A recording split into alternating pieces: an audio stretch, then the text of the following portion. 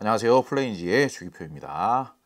오늘 영상에서는 오디오를 사용하시는 여러분들께서 음질에 만족을 못하는 이유들은 과연 어떤 것들이 있을 것인가, 그에 대해서 굉장히 집요하게 분석을 하고 있는 중입니다. 아무래도 가장 큰 이유이면서 가장 첫 번째 이유라면은 취향과 공간의 이유를 들 수 있겠죠. 취향이 다른 것은 어떻게 해결할 수가 없어요. 본인 스스로가 취향에 맞게, 본인 취향에 맞게끔 어울리는 제품을 잘 선택을 하셔야지.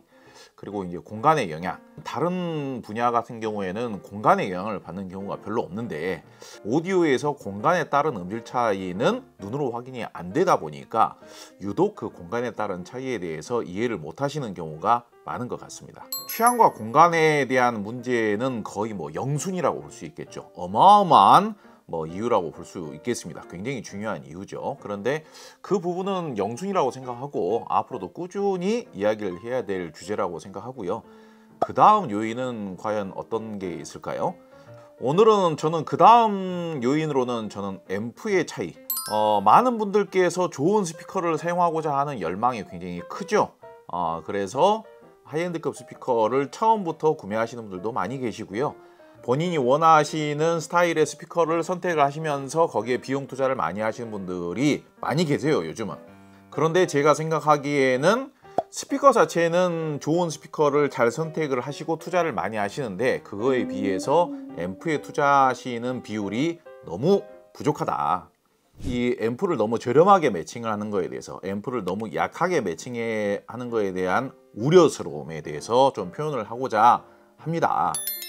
비교적 저렴한 앰프라고 한다면은, 좀 넓게 보자라면은 200만 원 미만이면 좀 저렴한 편에 속한다 라고 이야기할 수가 있을 것 같고요. 그리고 요즘은 100만 원 미만 앰프들도 많이 나와요.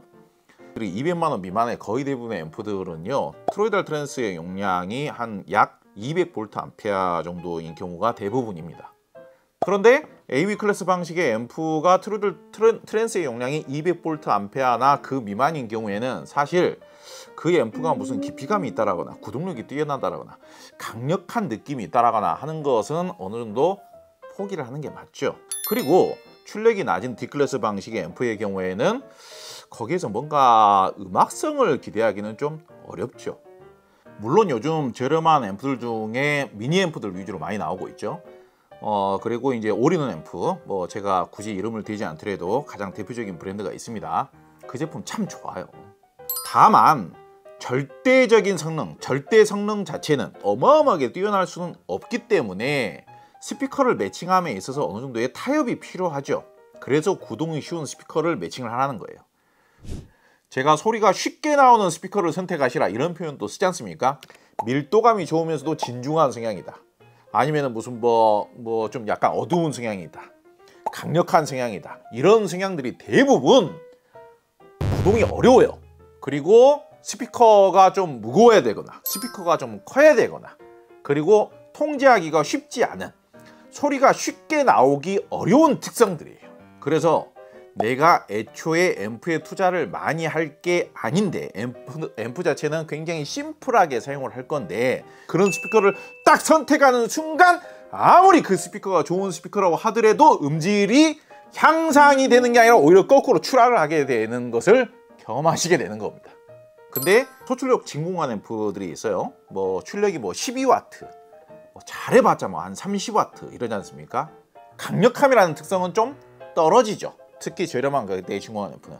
근데 구동이 쉬우면서도 음이 좀 풍부하게 나오는 스피커를 진공관 앰프에 매칭을 하게 되면은 일반적인 TR 앰프에 비해서 훨씬 더 음악적인 표현력과 하모니컬과 이런 느낌들이 풍부하게 표현이 되기 때문에 음악적으로는 만족하시는 분들이 많이 있을 수가 있어요.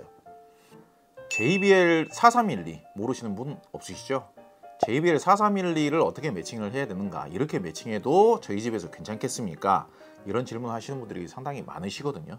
그래서 오죽하면 제가 JBL 4312하고 L100은 이렇게 매칭하세요 하는 영상도 한두 편 찍어서 올렸습니다만, 예컨대 JBL 4312는 꽤 큰 스피커죠. 우퍼 구경이 12인치나 되기 때문에. 그런데 JBL 4312에 어정쩡하게 중립적이다라는 앰프, 어정쩡하게 중저음 많이 나오면서 힘 좋다라는, 어정쩡하게 힘 좋다라는 앰프를 매칭하면요, 음질이 더 별로인 경우가 많습니다.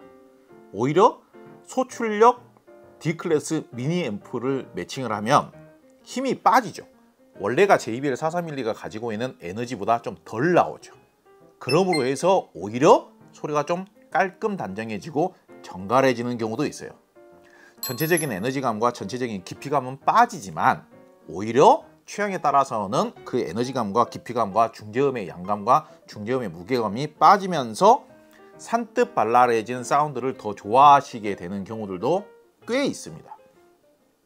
스피커마다 음압이라는 게 있지 않습니까? 음압, 데시벨로 표현이 되죠. 그래서 제가 추천하는 북실프 스피커들 뭐 한 9가지인가를 음압별로 설명을 해가면서 구동이 잘 된다, 구동이 잘 안 된다, 그런 부분까지도 설명을 드린 바가 있죠.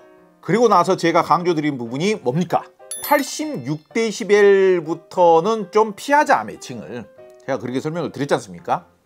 90dB에 가까울수록 소리가 쉽게 잘 나오고 87dB도 좀 애매하긴 합니다만 86dB부터는 그냥 태가 딱 납니다.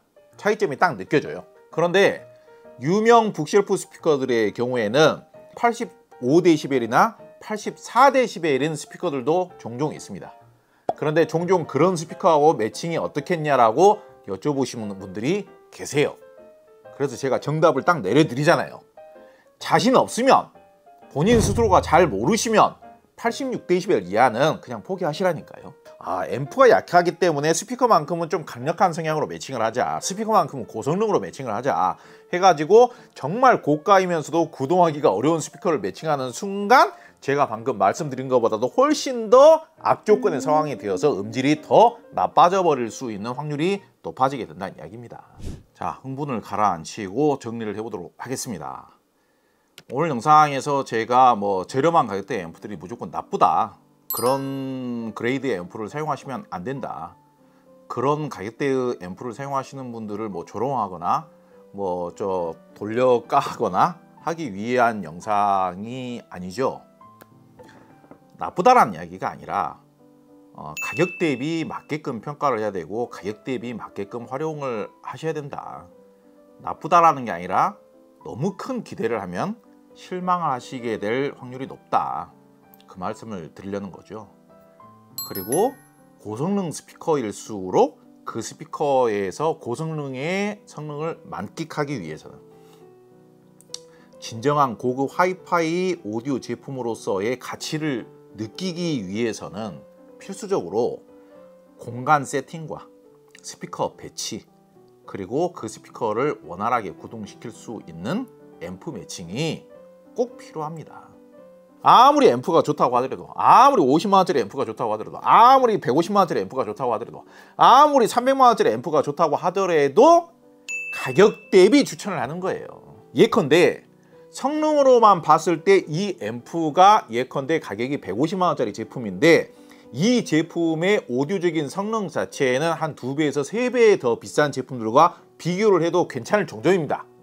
비교를 해도 크게 꿀리지 않을 정도입니다.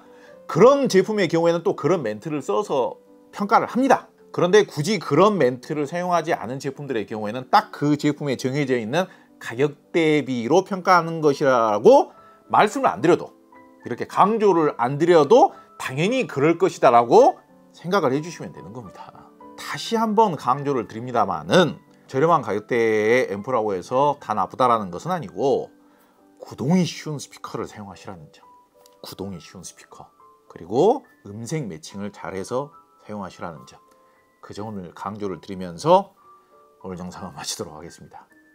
감사합니다.